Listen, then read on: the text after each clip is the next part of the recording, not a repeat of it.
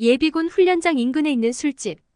젊은 남자들이 바글바글한 이 술집 한가운데 한 쌍의 국제 커플이 눈에 띄는데요. 이제 막 신혼인 이 두 사람은 서로 투닥거리며 싸우고 있습니다. 거짓말도 정도껏 쳐야지. 장난해? 내 말이 정말 맞는지 내기할까? 대신 내 소원 들어줘야 해. 끝이 나지 않는 논쟁에 결국 이 두 사람은 내기를 걸게 됩니다. 그리고 두 사람은 각자 확신에 가득 찬 얼굴로 술집에 있는 사람들에게 물어보기 시작하는데요. 하지만 30분 후 상황이 반전됩니다. 여자는 몹시 당황한 표정이 되고 반대로 남자는 무척 의기양양한 표정이 되는데요. 한국인 남편은 이번 내기의 대가로 부부가 그동안 갈등해왔던 문제의 해결 방안을 제시합니다. 과연 술집에서 어떤 일이 있었던 것일까요? 그리고 이 젊은 부부가 갈등했던 문제는 무엇이었을까요? 함께 알아보겠습니다.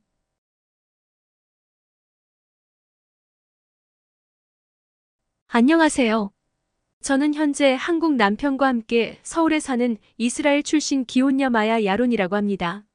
사람들은 저희 부부가 알콩달콩 신혼이라 마냥 행복한 줄 알지만 저는 2년 전까지만 해도 남편과 갈등을 겪고 있었는데요. 그 당시 20대 중반이었던 저는 신혼 때 즐길 거 다 즐기다가 몇 년 후에 임신해도 된다고 여겼습니다. 그러나 남편은 저희 부부가 최대한 어릴 때 임신하길 원했어요. 가족들의 결혼 생활을 보니까 더욱 일찍 아이를 낳을 필요성을 느꼈다고 말했습니다. 남친은 집안의 늦둥이라서 손이 형제들과 띠동갑 이상 차이가 났습니다. 남편의 첫째 형은 39살, 둘째 누나는 37살에 결혼했는데 둘 다 늦은 나이에 낳고 키우려고 하니 애로사항이 많다는 것입니다. 첫째 형은 나이 들어 아이를 키우다 보니 체력이 안 돼서 힘들다는 푸념과 함께 과연 아이가 성인이 될 때까지 지금 직장을 계속 유지하며 먹여 살릴 수 있을지 걱정스럽다고 말했습니다. 또 둘째 누나의 경우에는 30대 후반에 임신했다 보니 둘째까지 낳으려면 힘들 것 같아 포기하고 한 아이로만 만족하고 살고 있다고 했습니다. 형과 누나를 보며 교훈을 얻은 그는 둘 이상 아이를 낳고 그 아이들이 성인이 될 때까지 저희가 직장을 유지하려면 지금 아이를 가지는 게 맞다고 설득했어요. 일찍 아이를 갖고 싶지 않았던 저는 남편의 의견을 수용할 수 없었고 계속 갈등을 겪는 상태였죠. 그렇지만 결론적으로는 저는 남편의 의견을 수용하고 아이를 임신하게 되었습니다. 남편의 말을 듣게 된 계기는 2년 전 있었던 어떤 내기 때문이었습니다. 남편은 유학 문제 때문에 일반적인 한국 남자들보다 늦게 군대에 간 편인데요. 보통 일반적인 한국 남자들은 21살에 입대하지만 남편은 대학원을 졸업 후 군대에 갔었습니다. 그렇다 보니 30대 초반인데도 자기보다 어린 남자들과 2박 3일 예비군 훈련을 갔다 오곤 했죠. 그날도 남편의 예비군 훈련이 끝난 터라 고생했다면서 술 한잔하고 들어가자고 제안했습니다.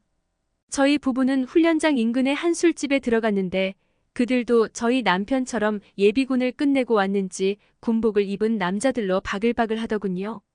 주변에 군인들이 많아서인지 자연스럽게 얘기는 군대에 관한 이야기로 흘러갔고 이 과정에서 이스라엘 군인이 더 잘났다, 한국 군인이 더 잘났다면서 서로 장난스럽게 말싸움했습니다. 진지하게 싸우는 수준의 다툼은 아니었지만 저의 실제 속내는 사실 한국 예비군들을 얕잡아보고 있었던 것이 사실입니다.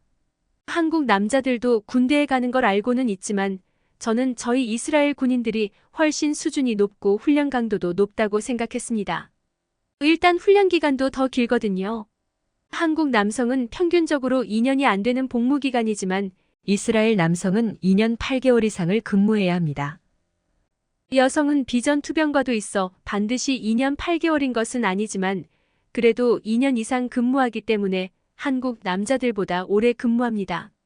게다가 이스라엘군은 현존하는 군대 중에서 전장에 가장 많이 나서본 군대 중 하나입니다. 이스라엘은 1940년대부터 시작된 이스라엘 독립전쟁 이후로 끊임없이 중동 국가들과 전투를 거쳤거든요. 징병제로 입대한 젊은 전투병과 군인들 또한 팔레스타인 무장단체와 시가전을 벌인 경험이 적지 않습니다. 그렇다 보니 어마어마한 실전 경험과 효율적인 멸절 작전, 뛰어난 프로파간다, 첩보 자원으로 명성이 높고 특수부대도 세계에서 손꼽히게 뛰어납니다. 저도 여군이었기 때문에 이스라엘 군인으로서 자부심이 있었고 남편과 저는 서로 자기 나라의 군대가 잘났다고 말했습니다. 그러던 중 남편이 터무니없는 말을 했습니다. 한국 군인들 수준이 얼마나 뛰어난데. 당장 이 술집이나 근처 길거리에도 전차 조종수만 몇 명은 있겠다. 저는 그 말을 듣고 코웃음 쳤습니다. 전차 조종수는 아무나 될 수 있는 게 아닙니다. 이스라엘에서도 역량이 있다 판단되는 군인들에게만 기회가 주어지며 교육도 제대로 거쳐야죠. 그런데 무슨 탱크 조종수를 그렇게 쉽게 찾는다는 건지 너무 오버가 심하다고 생각했습니다. 제가 남편의 말을 신뢰할 수 없다는 반응을 보이자 그는 기분이 나빴는지 그럼 내기를 하자고 했습니다. 내기를 해서 이긴 사람 소원을 들어주자고 한 것이죠. 저는 당연히 남편이 질 것으로 생각하며 만약 술집에서 전차 조종수를 한 명만 찾아도 오빠가 이긴 거로 하자고 했습니다. 솔직히 이때만 해도 농담으로 하는 말인 줄 알았습니다.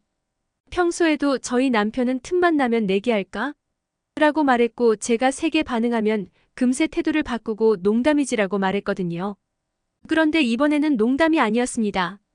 놀랍게도 남편은 제 손을 잡고 술집에 있는 사람들한테 물어보러 다녔습니다.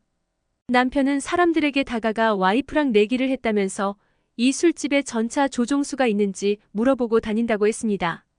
저는 어이가 없고 너무 창피했지만 의외로 손님들은 와이프랑 그런 내기를 한 게 재밌다는 반응을 보였습니다. 그리고 제 남편을 응원하면서 꼭 찾아서 이기세요. 라고 말했죠. 10명 넘게 물어보았지만 그 중에서 전차 조종수는 단 한 명도 없었습니다. 저는 남편을 거봐 하는 눈빛으로 쳐다보았습니다. 하지만 남편은 저에게 승부는 끝까지 가봐야 한다라면서 계속 물어보고 다녔습니다. 그 뒤로도 20명이 넘는 사람들에게 물어봤지만 전차 조종수는 단 한 명도 없었습니다. 점점 남편의 얼굴은 초조해지기 시작했죠. 하지만 그때 한 남자가 저희를 불렀습니다. 저기요. 전차 조종수 찾고 있다면서요? 제가 조종수였어요. 우리 부부의 희비가 엇갈렸습니다. 남편은 환호성을 질렀고 여유롭던 저는 순식간에 얼굴이 어두워졌습니다. 저는 믿기지 않아 그 남자에게 가서 거짓말하시는 거 아니죠? 진짜죠? 라고 말했습니다. 그러자 남자는 웃으면서 전역증 보여드릴까요? 라고 말했습니다. 남자는 전역증에는 주특기 번호가 적혀 있는데 그 번호로 군대에서 어떤 보직이었는지를 알 수 있다고 했습니다. 그는 당당하게 전역증을 꺼냈고 남편은 전역증에 적힌 주특기 번호를 보고 K1 전차 조종수셨구나 라고 말했습니다. 저는 할 말을 잃었습니다. 전역증과 주특기 번호까지 깠는데 거짓말일 수가 없으니까요. 명백한 저의 패배였습니다. 더 놀라운 건 그 뒤에도 전차 조종수가 2명이나 있었다는 겁니다.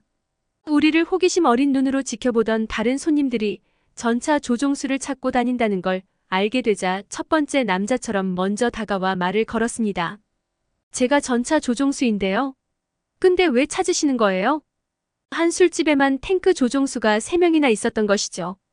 대포를 운용할 수 있는 사람이 이 작은 공간에서 몇 명이나 되다니 믿을 수가 없었습니다. 그러자 남편은 웃으면서 한국이 이스라엘보다 군 복무율이 높으니까 당연하지라고 말했습니다.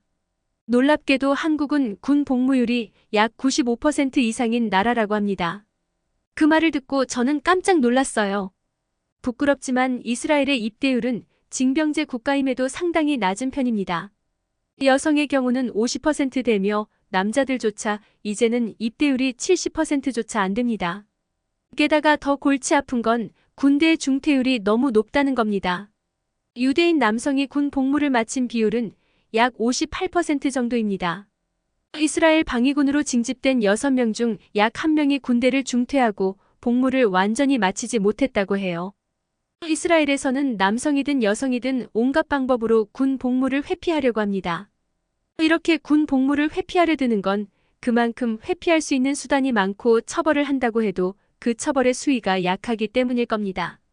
그러나 한국 같은 경우는 자신이 나라에 이바지할 수 있다는 것을 자랑스럽게 여기는 사람들이 많으며 군 복무를 회피한 사람들에게도 엄격하게 처벌을 내린다고 합니다. 스티브 유 같은 연예인들은 군 복무를 회피하고 외국으로 도망친 대가로 입국조차 쉽지 않으며 사회복무요원으로 근무했던 연예인들도 비리가 발각되면 다시 현역으로 입대시킨다고 하더군요.